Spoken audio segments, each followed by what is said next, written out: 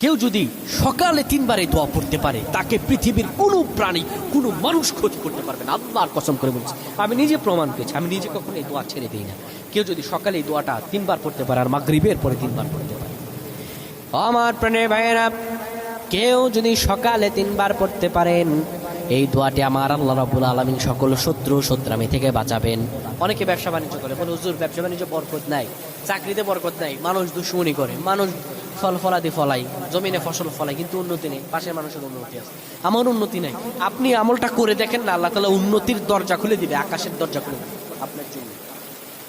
আপনি যদি সকালে পড়তে পারেন বিসমিল্লাহিল্লাযী লা ইয়াদুররু মা ইসমিহি শাইউন ফিল আরদি ওয়ালা ফিস সামাই ওয়া হুয়াস সামিউল আলিম, এই দোয়াটি যদি সকালে 3 বার পড়তে পারেন আর সন্ধ্যায় 3 বার পড়তে পারেন, আমার আল্লাহ রাব্বুল আলামিন আপনার জন্য সকল বিপদ আপদগুলোকে লাঘব করে দিবেন।